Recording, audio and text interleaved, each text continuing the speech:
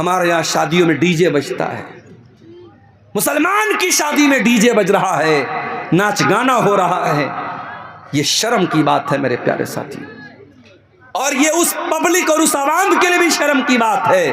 اور جس نکاح میں ڈی جے بج رہا ہے اس نکاح میں نکاح پڑھانے والے مولوی کے لیے بھی شرم کی بات ہے۔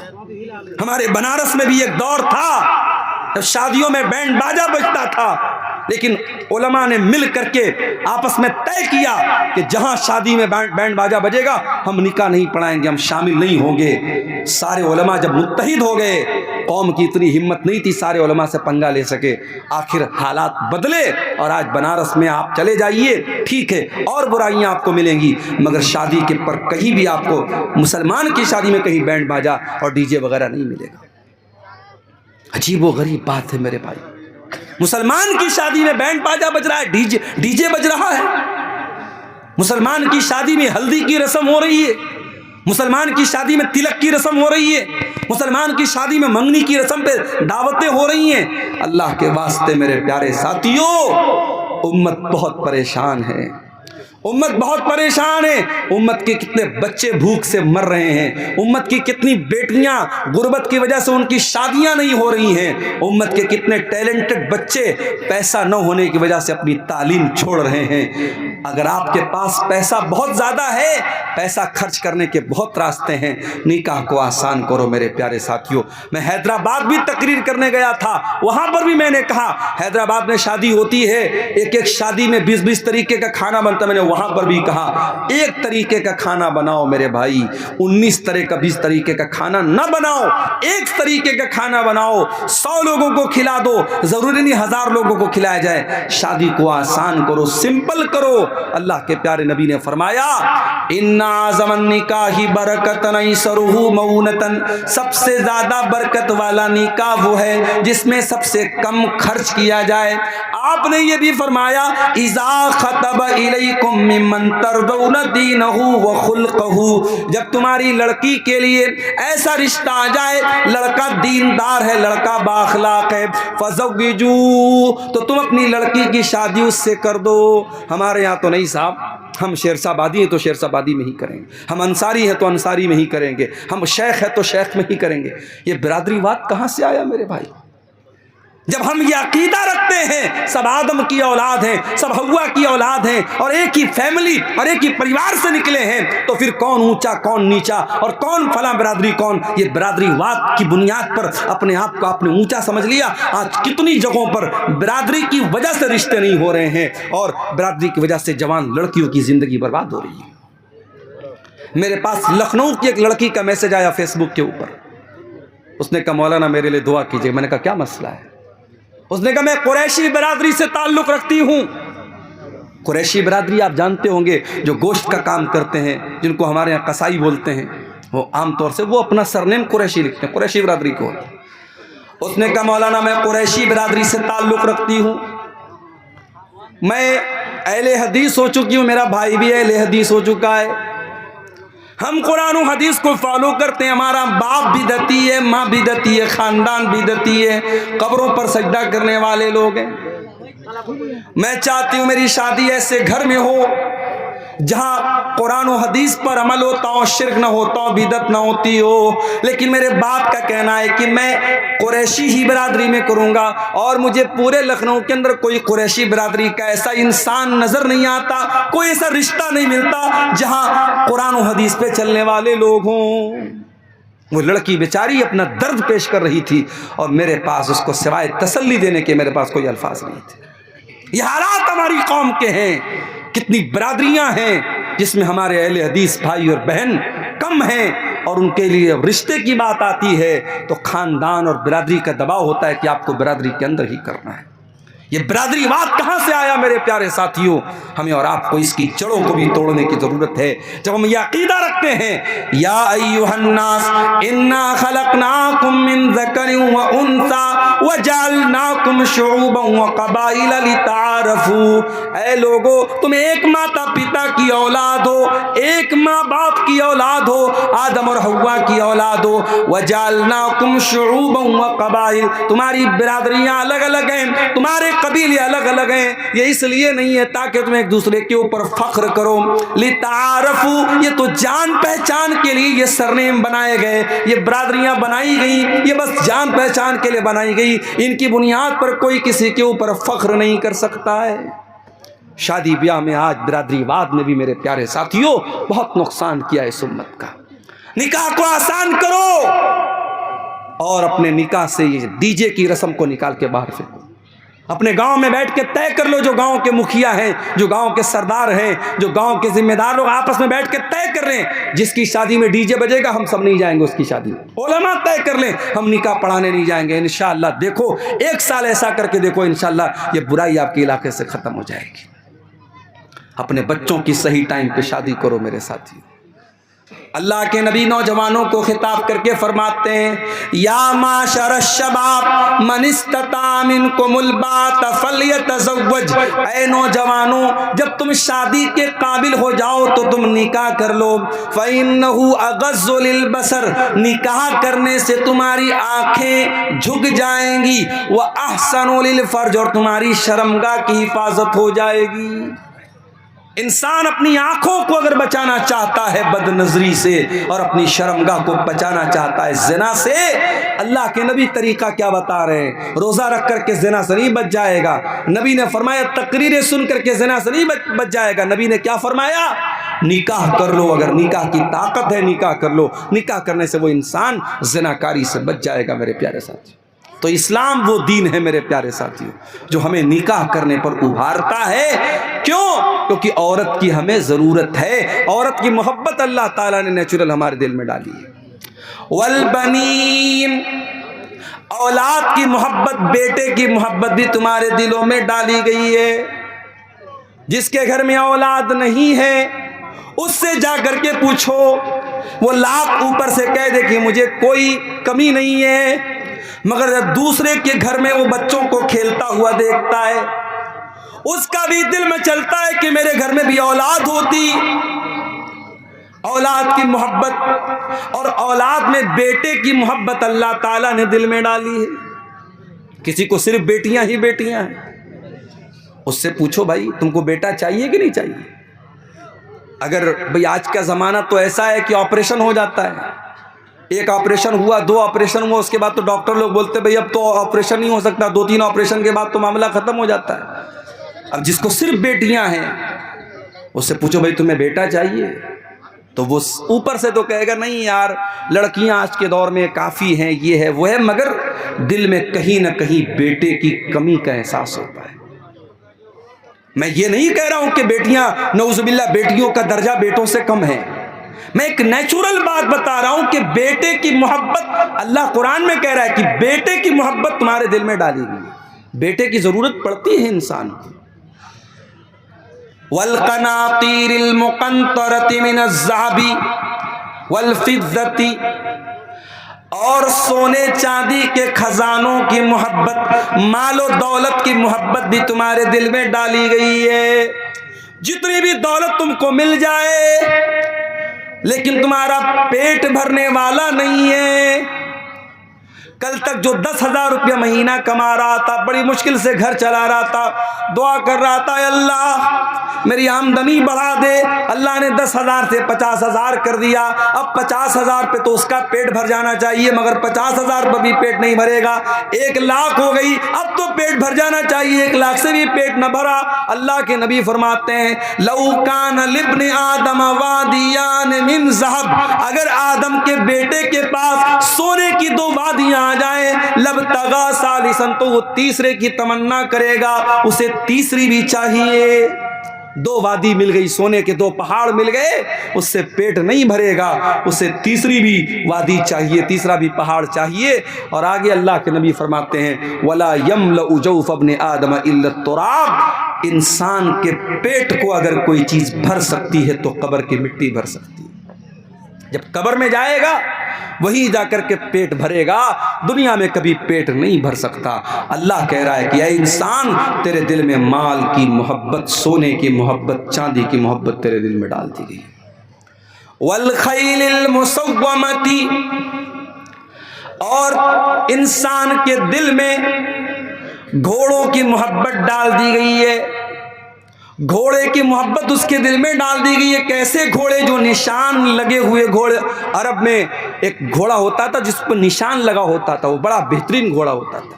اس زمانے کی سواری گھوڑا تھی، آج کے زمانے کی سواری کار ہے۔ ابھی حیدرآباد میں میرا ایک سفر تھا، ایک مسجد میں میرا پروگرام تھا۔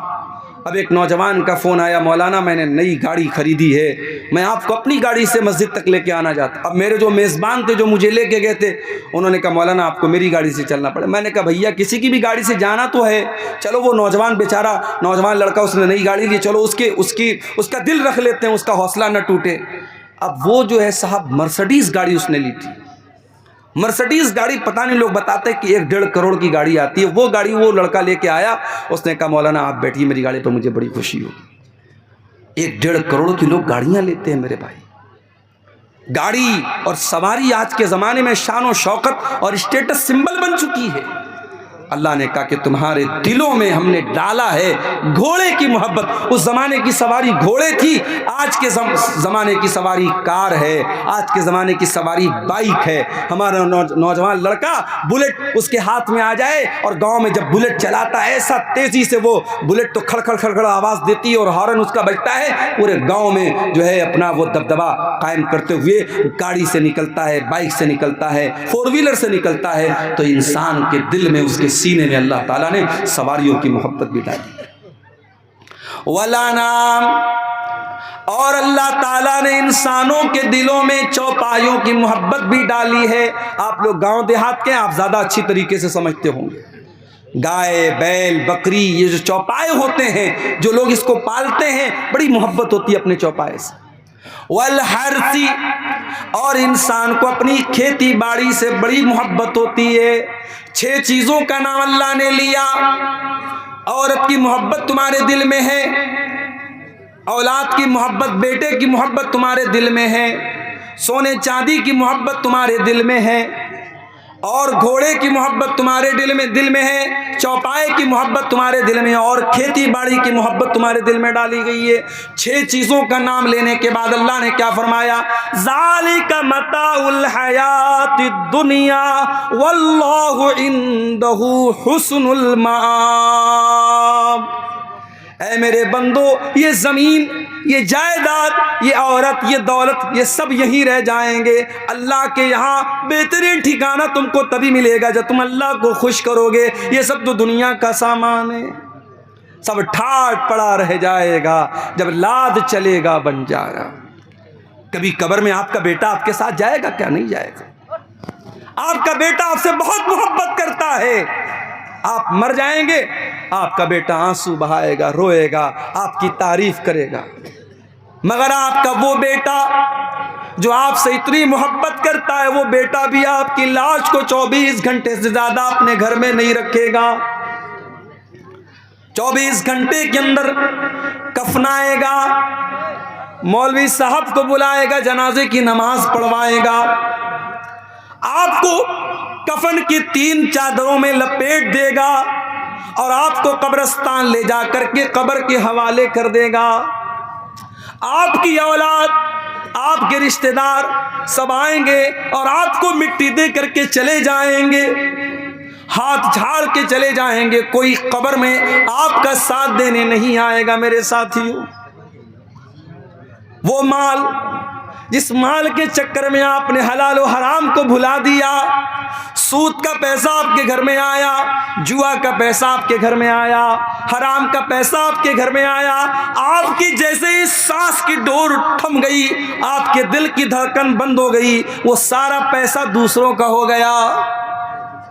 بھائی انسان مرا، پیسہ کس کا ہو گیا؟ وارث کا ہو گیا، بیٹے کا ہو گیا، بیوی کا ہو گیا، ماں کا ہو گیا، باپ کا ہو گیا۔ انسان کچھ لے کے نہیں جا رہا ہے، قبر میں اکیلا جا رہا ہے۔ قبر میں نہ مال آپ کے کام آیا، نہ بچے آپ کے کام آئے، نہ بیوی آپ کے کام آئی، کوئی کام نہ آیا۔ پھر میرے پیارے ساتھیوں، جب اس قبر میں منکر نکیر آئیں گے اور آپ سے 3 سوال کریں گے، من ربو کا، من نبیوں کا، ما دینوں کا، تیرے رب کون ہے، تیرے نبی کون ہے، تیرا دین کیا ہے؟ ان 3 سوالوں کا جواب آپ کا ایمان اگر صحیح ہوگا، آپ کا عمل صحیح ہوگا، تبھی ان تینوں سوالوں کا جواب آپ کی زبان سے نکلے گا، ورنہ جواب بھی نہیں نکلے گا۔ ان تین سوالوں کا جواب نہیں نکل پائے گا انسان کے زبان سے اگر اس کا عقیدہ صحیح نہیں ہے، اس کا ایمان صحیح نہیں ہے، ان تینوں سوالوں کا جواب وہ نہیں دے پائے گا۔ اس کے بعد اللہ کے نبی فرماتے قبر دبوچے گی، قبر تنگ ہو جائے گی۔ ہائے ہائے، عبد الغفار صاحب آپ بہت تقریریں کیا کرتے تھے، بہت آپ نے قرآن کی آیتیں پڑھ پڑھ کے سنائی ہیں، آپ کی قبر میں آپ کا کیا انجام ہوگا؟ ارے میری کیا حیثیت ہے، یہاں نبی کے صحابی کا میں آپ کو واقعہ سنا رہا ہوں، نام نوٹ کر لو میرے نوجوانوں۔ اگر فیس بک پر کبھی فالتو چیزیں دیکھنے سے ٹائم مل جائے تو کبھی یوٹیوب پر جا کر کے اس صحابی کے بارے میں بھی سرچ کر لینا، یہ صحابی کون تھے؟ سعد بن معاذ رضی اللہ تعالیٰ عنہ۔ اتنے بڑے صحابی تھے، اتنے عظیم صحابی تھے، جب ان کا انتقال ہوا، ان کے جنازے کو جب اٹھایا جانے لگا، ان کا بدن بہت ہیوی تھا، ان کی باڈی بہت ہیوی تھی، جب جنازے کو اٹھایا جانے لگا جنازہ بڑا ہلکا تھا، صحابہ نے کہا اللہ کے نبی ان کا جنازہ تو بھاری ہونا چاہیے، ان کا جنازہ اتنا ہلکا کیوں ہے؟ آپ نے فرمایا ان لہو حملتن غیرکم، اے میرے صحابہ سعد ابن معاذ کے جنازے کو تم نے اکیلے نہیں اٹھایا ہے، فرشتوں نے بھی اٹھایا ہے۔ ان کے جنازے میں 70,000 فرشتے آئے تھے، 70,000۔ میں صحیح حدیث سنا رہا ہوں آپ کو، الحمدللہ۔ ایسا نہیں کہ میں سیمانچل میں بیٹھا ہوں تو کچھ بھی بیان کر کے چلا، صحیح حدیث آپ کے سامنے پڑھ کے سنا رہا ہوں۔ سعد ابن معاذ کی کے جنازے میں 70,000 فرشتے آئے تھے۔ ان کا انتقال ہوا تو اللہ کے نبی نے فرمایا ھذا الذی تحرک لہ العرش، ان کے انتقال پر اللہ تعالیٰ کا عرش ہل گیا، وفتحت لہ ابواب السماء، ان کے مرنے پر آسمان کے سارے دروازے کھول دیے گئے، آسمان والے خوش ہو گئے، بہت نیک انسان کی روح آ رہی ہے، بہت نیک انسان مرنے کے بعد آ رہا ہے۔ اور 70,000 لوگ ان کے جنازے میں شامل، 70,000 فرشتے ان کے جنازے میں شامل ہوئے تھے۔ اتنے بڑے صحابی ہیں حضرت سعد بن معاذ رضی اللہ تعالیٰ عنہ۔ اب ذرا غور سے سننا جو بات میں بتانے جا رہا ہوں۔ سعد ابن معاذ کا انتقال ہو گیا، جنازے کو قبر میں اتارا جا رہا ہے، اللہ کے پیارے نبی وہیں قبر پر کھڑے، اچانک جب ان کو قبر میں اتارا گیا اللہ کے نبی کا چہرہ بدل گیا، آپ کے چہرے پر خوف کے اثرات آ گئے، ڈر اور بھے آپ کے چہرے پر نظر آنے لگا۔ آپ نے 3 مرتبہ کہا سبحان اللہ سبحان اللہ سبحان اللہ، پھر 3 مرتبہ آپ نے کہا اللہ اکبر اللہ اکبر اللہ اکبر۔ آپ کو سن کر کے صحابہ نے بھی بلند آواز سے اللہ اکبر کہا، بلند آواز سے سبحان اللہ کہا، پورا قبرستان گونج اٹھا نبی اور صحابہ کی تکبیر کے کلمات سے۔ صحابہ نے پوچھا اے اللہ کے نبی کیا بات؟ اچانک آپ کا چہرہ بدل گیا اور آپ تسبیح کے کلمات اور تکبیر کے کلمات پکارنے لگے، کیا بات ہے؟ آپ نے فرمایا تضایق علی صاحبکم ھذا القبر، اے میرے صحابہ تمہارے اس ساتھی کی قبر ان کے اوپر تنگ ہو گئی، قبر نے ان کو دبوچ لیا، قبر نے ان کو پکڑ لیا، اور میں نے اللہ سے دعا کی تب قبر نے ان کو چھوڑا۔ ان للقبر زقتتن، اے میرے صحابہ قبر سب کو دبوچتی ہے، قبر سب کو پکڑتی ہے، لو نجا منہ احد لنجا سعد بن معاذ، اگر قبر کے دبوچنے سے کوئی بچتا تو سعد بن معاذ بچ جاتے، مگر وہ بھی نہیں بچے۔ اس کا مطلب قبر سب کو دبوچے گی، قبر سب کو پکڑے گی، قبر کا عذاب سب کو نہیں ہوگا، مگر قبر دبوچنے کا جو کام کرے گی وہ سب کے ساتھ کرے، مجھے بھی دبوچے گی، آپ کو بھی دبوچے گی۔ مال و دولت کی دوڑ میں اندھا دھند بھاگنے والوں، دنیا میں ذرا سی مصیبت آ جائے تو اس سے بچنے کے لاکھوں انتظام کرتے ہو، کبھی قبر سے، قبر کے عذاب سے میرے پیارے ساتھی اپنے آپ کو بچانے کا بھی انتظام کر لو۔ آج حالات یہ ہو چکے ہیں مال و دولت کی محبت اس قدر ہمارے دل میں پیدا ہو چکی ہے کہ ہم حلال اور حرام بھول چکے ہیں، اور ہمیں نبی کی وہ حدیث یاد آتی ہے۔ کیا فرمایا اللہ کے نبی نے؟ یاتی علی الناس زمان لا یبالی المرء من این اخذ المال، ایک ایسا زمانہ تم پر آئے گا جب لوگ اس بات کی پرواہ نہیں کریں گے مال حلال طریقے سے کما رہے یا حرام طریقے سے۔ ہمارا نوجوان بزنس نہیں کرنا چاہتا، ہمارا نوجوان نوکری نہیں کرنا چاہتا، ہمارا نوجوان محنت مزدوری کرنا نہیں چاہتا، وہ چاہتا ہے کہ ڈریم 11 پر جوا کھیل کر کے پیسہ کما لے، وہ چاہتا ہے کہ IPL میں سٹا لگا کر کے پیسہ کما لے، وہ چاہتا ہے کہ اوزون نام کی کوئی کمپنی آ جائے، میٹا اوزون نام کی کوئی کمپنی آ جائے، کرپٹو کرنسی کے نام سے کوئی کمپنی آ جائے، اور بیٹھے بٹھائے پیسہ لگا کر کے بیٹھے بٹھائے راتوں رات امیر بن جائے۔ میرے نوجوانوں، اپنے آپ کو کاہل مت بناؤ، اپنے دماغ کو اور اپنے جسم کو محنت پر لگاؤ۔ اسی ملک میں رتن ٹاٹا کا بھی انتقال ہوا، بہت چھوٹی سی شروعات کی تھی رتن ٹاٹا نے، اور آج ان کی کمپنی کا ایک برانڈ بن گیا۔ سڑک پر ماروتی کی گاڑی بھی آتی ہے، ہونڈا کی گاڑی بھی آتی ہے، اور ٹاٹا کی گاڑی بھی آتی ہے۔ کبھی آپ نے فرق محسوس کیا؟ ٹاٹا کی گاڑی جب آتی ہے لوگ کہتے بھائی صاحب ٹاٹا کی کمپنی، ٹاٹا کی گاڑی مضبوطی میں بے مثال ہوتی ہے۔ میں ساؤتھ انڈیا میں نے دیکھا کہ لوگ ماروتی کی گاڑی نہیں خریدتے، 4 ویلر ماروتی کی بالکل نہیں خریدتے۔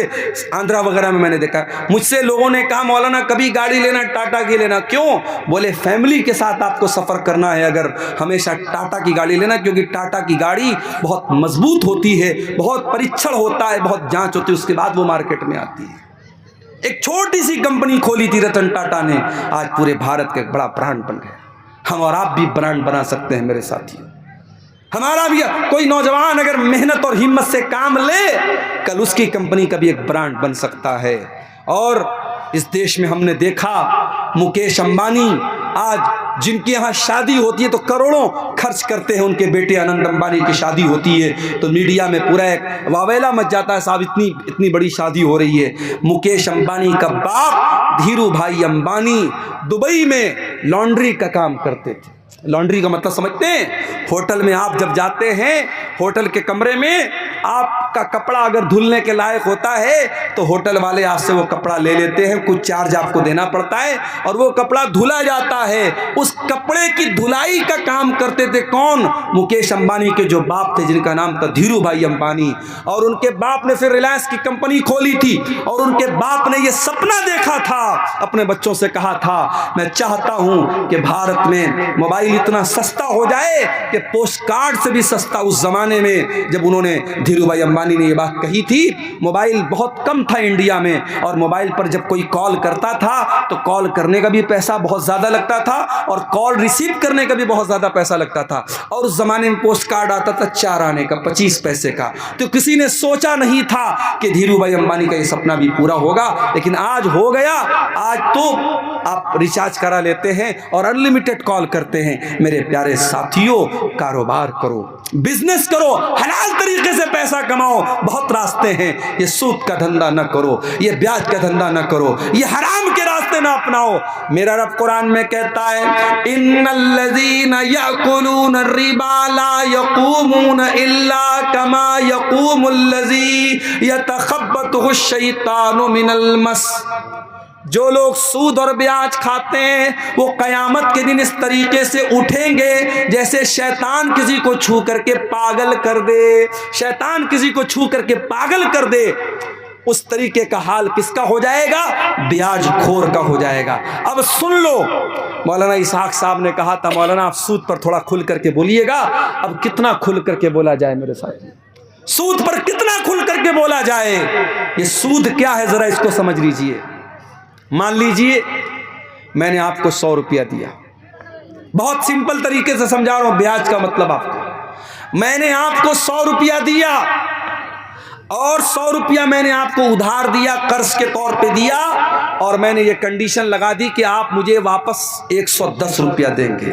کسی کو ادھار دینے کے بعد اس ادھار پر پروفٹ اگر کوئی لیتا ہے تو وہی سود اور بیاج ہے۔ اگر میں نے آپ کو زمین اپنی دے دی زمین میں نے آپ کو قرض کے طور پر دی، اور اس کے بعد جب واپس میں نے آپ سے زمین لی تو کچھ پیسہ بھی میں نے لے لیا، یا کچھ کھیتی باڑی میں بھی میں نے لے لی۔ اگر اپنے سامان چاہے اپنے قرض کے طور پہ دیا ہو یا پیسہ دیا ہو، اس قرض کے اوپر کوئی پروفٹ اگر آپ لے رہے ہیں تو وہی سود اور بیاج ہے۔ بالکل کلیئر سمجھ لو۔ جیسے ممبئی وغیرہ میں ایک شکل ہے، لوگ مکان کو کیا کرتے ہیں، ہیوی ڈپازٹ پر دیتے ہیں۔ ہیوی فضیلت الشیخ حضرت مولانا منیر الدین صاحب بنگال ڈیرپٹیا صاحب اپنے قیامگاہ سے نکل چکے ہیں، کچھ ہی دیر میں ڈائز میں تشریف فرما ہوں گے۔ میری ماں اور بہنوں سے گزارش ہے کہ وہ ابھی گھر نہ جائیں، جس کے انتظار میں بیٹھی ہوئی تھی وہ بس چند لمحے میں اسٹیج میں تشریف فرما ہوں گے۔ ممبئی وغیرہ میں یہ شکل رائج ہے کہ لوگ کیا کرتے ہیں کہ زمین جو ہے ہیوی ڈپازٹ پر دیتے ہیں۔ مان لیجیے میرے پاس زمین ہے، گھر ہے، اور آپ میرے پاس آئے، مولانا صاحب میں آپ کا گھر لینا چاہتا ہوں، رہنا چاہتا ہوں۔ میں نے کہا ٹھیک ہے بھائی، تمہیں 1 لاکھ روپیہ دے دو۔ اب 1 لاکھ روپیہ آپ سے میں نے لے لیا اور گھر آپ کو میں نے دے دیا، آپ رہ رہے ہیں میرے گھر میں، جتنے دن تک آپ کی مرضی آپ میرے گھر میں رہ رہے ہیں، اور جب آپ واپس جانے لگیں گے تو میں وہ ہیوی ڈپازٹ جو آپ نے مجھے دیا تھا 1 لاکھ روپیہ، میں آپ کو ریٹرن کر دوں گا۔ یہ بالکل حرام ہے، یہ سود کی ایک شکل ہے۔ بالکل کلیئر اس کو سمجھ لیجئے۔ چاہے کھیتی باڑی میں آپ یہ کام کریں، سامان میں آپ یہ کام کریں، زمین میں یہ کام کریں، اگر یہ شکل ہے جس میں قرض کے اوپر آپ منافع کما رہے ہیں تو یہ بیاج ہے، اور یہ کتنا بڑا گناہ ہے۔ اللہ قرآن میں کہتا ہے فَإِن لَّمْ تَفْعَلُوا فَأْذَنُوا بِحَرْبٍ مِّنَ اللَّهِ وَرَسُولِهِ، اگر تم نے سود بیاج کا لین دین بند نہیں کیا تو اللہ اور اس کے رسول سے جنگ کرنے کے لیے تیار ہو جاؤ۔ سود اور بیاج کا لین دین اگر کوئی بند نہیں کرتا ہے تو سمجھ لو اللہ اور اس کے رسول سے جنگ کرتا ہے۔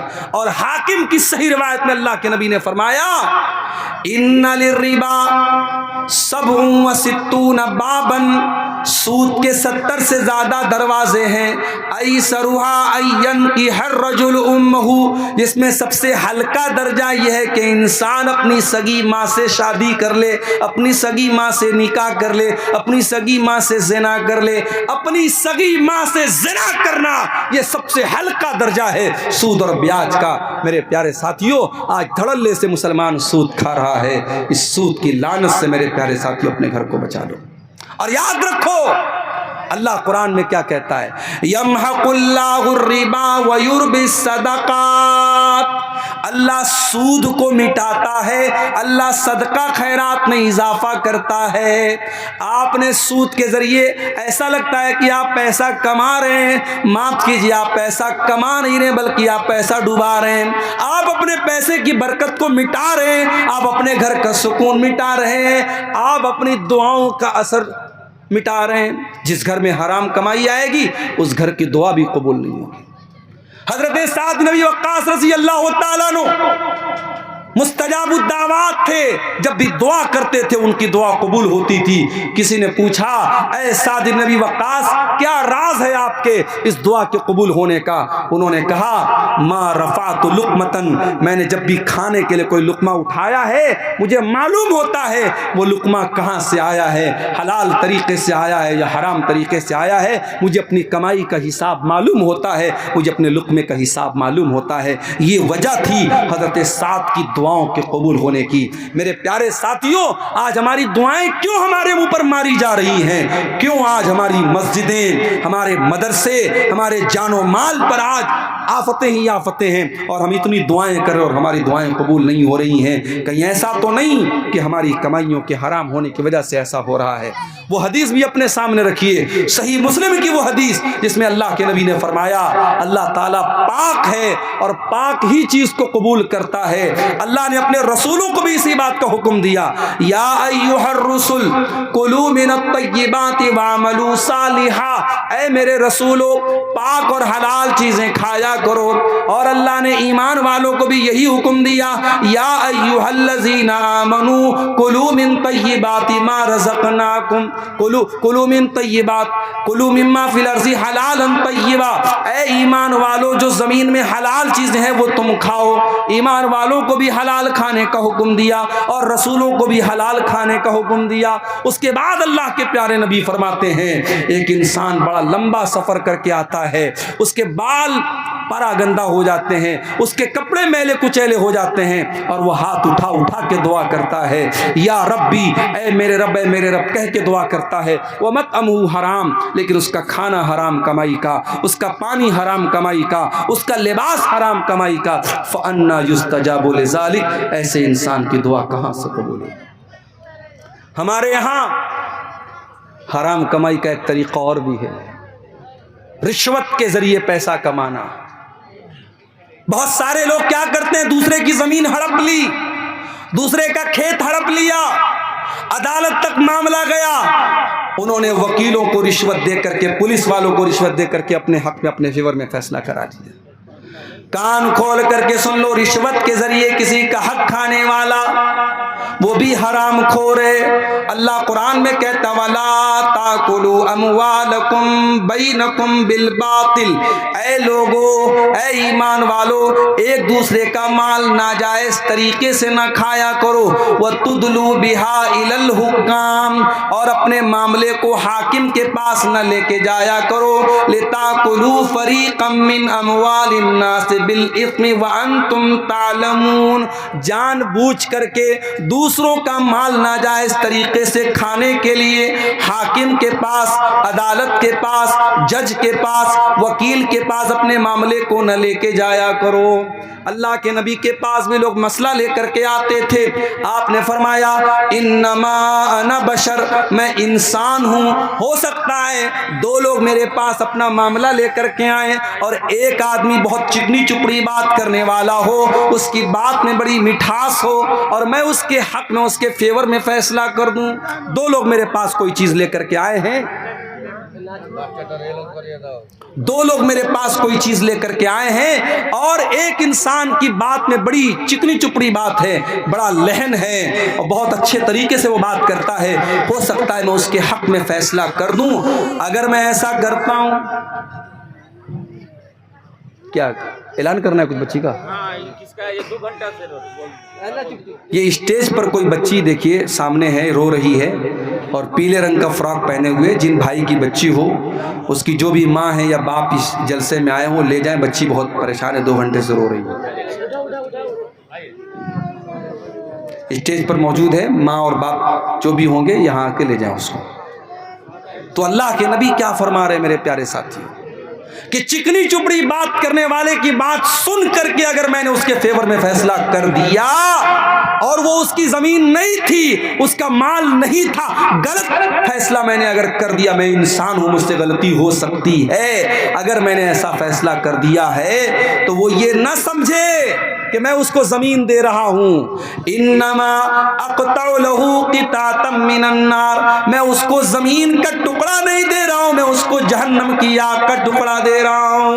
او لوگو، دوسرے کی زمین، دوسرے کا کھیت، دوسرے کا مال ناجائز طریقے سے اگر ہڑپ رہے ہو، دنیا میں اس حق کو دے دو، دنیا میں اس کا حق دے دو، ورنہ جہنم کا ٹکڑا لینا پڑے گا قیامت کے دن۔ اللہ کے نبی کہہ رہے ہیں میں اس کو جہنم کا ٹکڑا دے رہا ہوں۔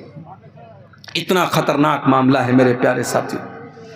اس لیے حرام کمائی کی جتنی شکلیں ہیں، یہ جوا کی بھی بہت ساری شکلیں چل رہی ہیں، اور ابھی تو مجھے بعض لوگوں نے بتایا کہ قبرستان تک میں لوگ بیٹھ کر کے جوا کھیلتے ہیں۔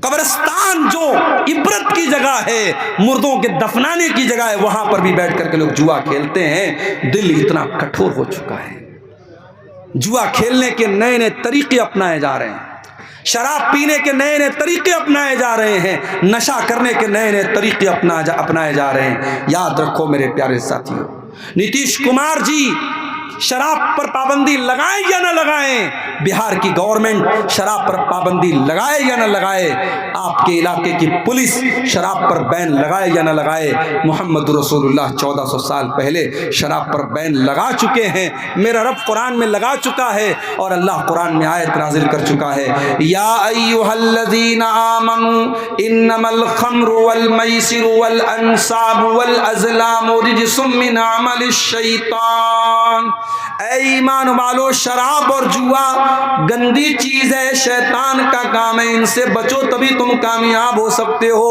انما یرید الشیطان ان یوقع بینکم العداوۃ والبغضاء فی الخمر والمیسر، جہاں شراب آئے گی، جہاں جوا آئے گا، وہاں لڑائی ہوگی، وہاں جھگڑے ہوں گے، کتنے مرڈر ہو جاتے ہیں آج، کتنے قتل ہو جاتے ہیں اس شراب کی وجہ سے اور اس جوئے کی وجہ سے۔ بھارت سرکار کا ڈاٹا بتا رہا ہے، بھارت سرکار کی اور روڈ کا جو منترالے ہے، پریوہن منترالے، وہ بتاتا ہے کہ بھارت میں روڈ ایکسیڈنٹس کی سب سے بڑی وجہ کیا ہے؟ نشہ ہے، شراب ہے۔ اسی لیے آپ کسی بڑے شہر میں چلے جائیں، دلی میں، ممبئی میں، رات میں اگر آپ 4 ویلر پہ نکلیں گے، کار پہ نکلیں گے، بار بار پولیس والے چیک کرتے ہیں کہ کہیں ڈرائیور شراب تو نہیں پی کے آیا ہے۔ کتنے حادثے ہوتے ہیں شراب کی وجہ سے۔ میرے پیارے ساتھیوں، جس چیز کو اسلام نے حرام قرار دے دیا ہے وہ چیز ہمارے لیے کبھی بھی فائدہ مند نہیں ہو سکتی ہے۔ یہ شراب اور یہ جوا ہماری قوم کو برباد کر رہا ہے، اور اب تو شراب تو بہت چھوٹی چیز ہو گئی میرے ساتھیوں، اب تو آپ کا نوجوان ڈرگس لے رہا ہے، ایسا پاؤڈر استعمال کر رہا ہے کہ آپ سوچ نہیں سکتے ہیں۔ ممبئی کے بعض علاقوں میں مجھے بھائیوں نے بتایا، وہاں ایک پاؤڈر آتا ہے، اس کو MD بولتے ہیں، بڑا خطرناک قسم کا نشہ ہوتا ہے، اور جو نوجوان ایک بار اس نشے کا عادی ہو جاتا ہے پھر وہ نشہ چھوڑنا اس کے لیے بہت مشکل ہوتا ہے، اور اتنا خطرناک وہ نشہ ہے کہ پوری باڈی کو، پوری ہتھیلیوں کو گلا کے ختم کر دیتا ہے۔ ہمارے نوجوان گٹکھا کھاتے ہیں۔ گٹکھا، میں یہ نہیں کہتا کہ جو مسئلہ شراب کا ہے وہی مسئلہ گٹکھا کا ہے، شراب اپنی جگہ ہے، گٹکھا اپنی جگہ ہے، مگر حرام تو گٹکھا بھی ہے نا۔ کیوں؟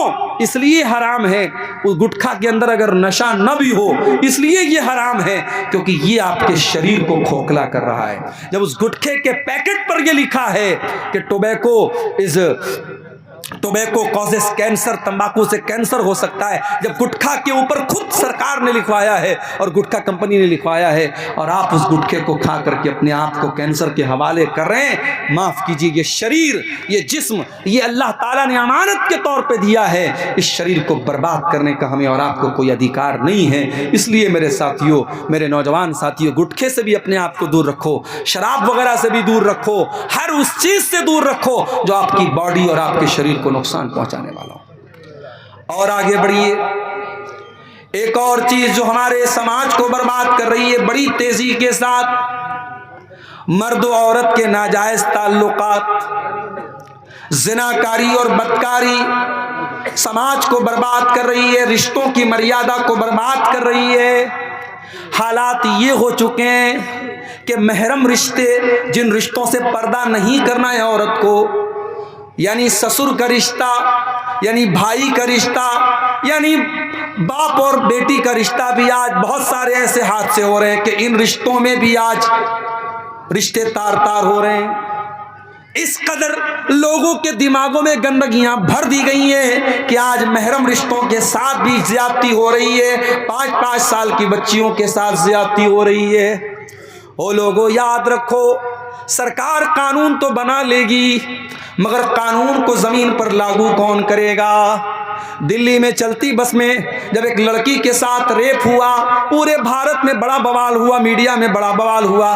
نربھیا کانڈ آپ کو یاد ہوگا، نربھیا کانڈ کے بعد بہت قانون سخت کیا گیا، لیکن آج بھی زنا کے واقعات بھارت کی دھرتی پر ہو رہے ہیں۔ کلکتہ کی سرزمین پر ایک لیڈی ڈاکٹر کے ساتھ بڑی بے رحمی سے نہ صرف ریپ کیا گیا، اس کے جسم پر کتنے حملے کیے گئے، اس کے جسم پر کتنے چاقو سے حملے کیے گئے، اور ریپی جب پکڑا گیا اس کے چہرے پر ذرہ برابر بھی افسوس اور ندامت نہیں تھا۔ او لوگوں، یاد رکھو، تم قانون تو بنا لوگے، تم پولیس کا سسٹم تو مضبوط کر لوگے، مگر دل میں اللہ کا ڈر جب تک پیدا نہیں ہوگا یہ کرائم نہیں رکے گا، یہ اپرادھ نہیں رکے گا۔ جب تک تک یہ احساس پیدا نہیں ہوگا مالک یوم الدین، ہمیں اس اللہ کو جواب دینا ہے جو حساب کے دن کا مالک ہے، جو بدلے کے دن کا مالک ہے، اور قیامت کے دن اپنے ہر کرتوت کا بدلہ ہم سب کو دینا پڑے گا۔ جب تک ہمارے دل میں یہ احساس پیدا نہیں ہوگا تب تک یہ اپرادھ رکنے والے نہیں ہیں، کرائم رکنے والے نہیں ہیں۔ نبی کی عدالت میں ایک آدمی آتا ہے، نام ہے مائز بن مالک اسلمی، اور وہ آ کر کے کہتا ہے اللہ کے نبی میں نے زنا کیا ہے، میں شادی شدہ انسان ہوں، میں نے زنا کیا ہے، اے اللہ کے نبی مجھے پتا ہے زنا کار کی سزا سزائے موت ہے، اے اللہ کے نبی مجھے پتھروں سے مار مار کے ختم کر دیجئے، مجھے سزا دے دیجئے، مجھے پاک کر دیجئے۔ نبی نے ٹال دیا، نبی نے کہا جاؤ پتہ نہیں تم کیا بات کرے ہو۔ نبی نے ٹالنے کی کوشش کی، وہ پھر بار بار آ کر کے کہنے لگے اے اللہ کے نبی مجھے ٹالنے کی کوشش نہ کیجئے، مجھے سزا دیجئے۔ آپ نے صحابہ سے کہا ذرا ان کے منہ کے پاس جا کے ذرا سونگھ کے دیکھو کہیں شراب تو پی کے نہیں آئے ہیں، کہیں نشے کی حالت میں تو نہیں ہے۔ صحابہ نے سونگھ کے دیکھا، کہا اے اللہ کے نبی نشے کی حالت میں نہیں ہے۔ آپ نے اڑوس پڑوس سے پتہ لگوایا، دماغ تو خراب نہیں ہو گیا ہے، دماغ تو صحیح طریقے سے کام کر رہا ہے۔ صحابہ نے رپورٹ دی، ہاں اللہ کے نبی دماغ بالکل صحیح کام کر رہا ہے۔ جب ہر طریقے سے اطمینان ہو گیا، اللہ کے نبی نے دیکھا اب یہ خود آ کر کے اقرار کر رہے ہیں میں نے زنا کیا ہے، اور جو ہے کوئی دماغ بھی نہیں خراب ہے، کوئی نشہ بھی نہیں کیا ہے۔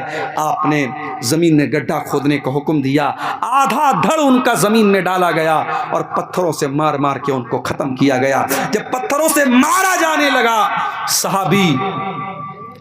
صحابی کو جب مارا جانے لگا، سزائے موت جب دی جانے لگی، تو غالباً حضرت عمر فاروق رضی اللہ تعالیٰ عنہ انہوں نے اعتراض کیا تھا۔ جب ان کے انتقال کے بعد اللہ کے نبی نے ان کی جنازے کی نماز پڑھانے کا ارادہ کیا آپ نے، تو حضرت عمر نے کہا کہ ایک زانی انسان کی آپ جنازے کی نماز پڑھائیں گے؟ تو اللہ کے نبی نے فرمایا کہ اے عمر ابن خطاب، انہوں نے اتنی سچی توبہ کی ہے، اگر مدینہ کے 70 گنہگاروں میں اس توبہ کو تقسیم کر دیا جائے تو 70 گنہگاروں کے لیے توبہ کافی ہو جائے گی۔ میرے بھائیوں، یہ توبہ کا احساس تب دل میں پیدا ہوتا ہے جب انسان کے دل میں اللہ کا ڈر پیدا ہوتا ہے۔ یہ زنا نہیں رکنے والا ہے، یہ اپرادھ نہیں رکنے والے ہیں۔ اسی لیے میں کہتا ہوں تقریروں کے ذریعے کام نہیں بنے گا۔ اپنے بچوں کو بچپن سے اللہ کا خوف ان کے دل میں پیدا کرو، اپنے بچوں کو ایسی تربیت دو، آپ کی بیٹی جب گھر سے نکلے تو صرف یہ سوچ کر کے پردہ نہ کرے کہ میرے ماں نے کہا ہے، میرے باپ نے کہا ہے، وہ یہ سوچ کر کے پردہ کرے کہ میرے رب نے کہا ہے، میرے قرآن نے کہا ہے، میرے نبی نے کہا ہے۔ اور جب یہ سوچ کر کے وہ پردہ کر کے نکلے گی تو مسکان نام کی وہ لڑکی کرناٹک کی سرزمین پر جس کے نقاب پہن کر کے نکلنے پر اس کے سامنے بدتمیزی کی گئی اور اس نے اللہ اکبر کی آواز بلند کی تھی، وہ ہماری بیٹی اور بہنیں میرے پیارے ساتھیوں تب پیدا ہوں گی جب آپ ان کی صحیح تربیت کریں گے، اللہ کا خوف ان کے دل میں پیدا کریں گے۔ ایک عورت آتی اللہ کے نبی کے پاس، اس عورت نے بھی آ کر کے کہا اللہ کے نبی انی اصبت زنا، میں نے زنا کیا ہے، مجھے پاک کر دیجئے۔ بعض علماء نے لکھا ہے کہ اس عورت کے ساتھ زنا کیا تھا مائز بن مالک اسلمی نے، یہ غامدیہ عورت تھی، یہ بھی آ کر کے کہتی ہے اللہ کے نبی میں نے زنا کیا ہے۔ اللہ کے نبی نے فرمایا کہ جاؤ اللہ تم کو معاف کرے۔ اس نے کہا مجھے ٹالنے کی کوشش نہ کیجیے، میں پریگننٹ ہوں، میرے پیٹ میں بچہ ہے، آپ کو مجھے سزا دینی پڑے گی۔ آپ نے کہا غلطی تیری ہے، تیرے بچے کی کوئی غلطی نہیں ہے، جا جب بچہ جنم لے لے، جب بچہ پیدا ہو جائے تب تو میرے پاس آنا۔ 9 مہینے گزر گئے، بچہ جنم لیتا ہے، بچے کو گود میں لے کر کے آتی ہے، اے اللہ کے نبی اب تو مجھے پاک کر دیجئے۔ آپ نے کہا جا ابھی بچہ تیرا دودھ پیے گا، ابھی بچہ بہت چھوٹا ہے، جب بچہ روٹی کھانے لگے دودھ چھوڑ دے تب تو میرے پاس آنا۔ اللہ کے نبی 2 سال کی اور مہلت دے دیتے ہیں اس عورت کو۔ 2 سال کے بعد وہ آتی ہے، جب بچے کے ہاتھ میں روٹی کا ٹکڑا لے لیتا ہے، بچے کے ہاتھ میں روٹی کا ٹکڑا ہے اور بچے کو گود میں لے کے آتی ہے، اے اللہ کے نبی میرا بچہ دودھ چھوڑ چکا ہے، روٹی کھانے لگا ہے، اب تو مجھے پاک کر دیجئے۔ اس عورت کے لیے بھی اللہ کے پیارے نبی زمین میں گڈھا کھودواتے ہیں اور اس عورت کو بھی پتھروں سے مار مار کے ختم کیا جاتا ہے. اور جب اس عورت کو پتھر مارے جانے لگے, اس عورت کے خون کے کچھ چھینٹے حضرت خالد بن ولید کے کپڑے پر پڑ گئے, اور خالد بن ولید کی زبان سے کچھ نازیبا کلمات نکل گئے کہ ایسی ناپاک عورت کا خون میرے کپڑے پر پڑ گیا. کچھ اس طریقے کے جملے ان کے منہ سے نکل گئے. اللہ کے نبی نے فرمایا مہلن یا خالد, اے خالد خبردار, اپنی زبان کو کنٹرول کرو, اپنی زبان کو لگام دو. لقد تابت توبۃ لو تابها صاحب محسن لغفر له. اے خالد, اس عورت نے اتنی سچی توبہ کی ہے, اگر کوئی ڈاکو اور کوئی چور بھی ایسی توبہ کرتا اللہ اس کی توبہ قبول کر لیتا. میرے پیارے ساتھیوں, ہم آج اگر ان گناہوں سے بچنا چاہتے ہیں تو ہمیں اور آپ کو اپنے دل میں اللہ کا خوف پیدا کرنا پڑے گا. اور میرے عزیزوں, آخر میں یہی گزارش کرنا چاہتا ہوں کہ اپنی نوجوان نسل کو یہ مدرسہ مفتاح العلوم جیسے مدرسے یا آپ کے بچوں کو اور آپ کی بچیوں کو جو دینی تعلیم دے رہے ہیں, ان کو قرآن اور حدیث سکھا رہے ہیں, یہ ہماری بنیادیں ہیں میرے بھائیوں. ان بنیادوں کو سینچنا, ان کو قائم رکھنا ہماری اور آپ کی ذمہ داری ہے. ان کو ضرور قائم رکھیے اور اپنے بچوں کو اللہ کا خوف ان کے دل میں پیدا کیجئے. ہم اللہ سے دعا کرتے ہیں رب العالمین ہمیں ہر قسم کی برائی سے, ہر قسم کی حرام کمائی سے, ہر قسم کی بری عادت اور لت سے اللہ تعالی ہم سب کی حفاظت فرمائے. اللہ تعالی جب تک دنیا میں زندہ رکھے اسلام پر زندہ رکھے اور ہم سب کا خاتمہ ایمان پر ہو. آمین. وآخر دعوانا الحمد للہ رب العالمین. والسلام علیکم ورحمۃ اللہ وبرکاتہ.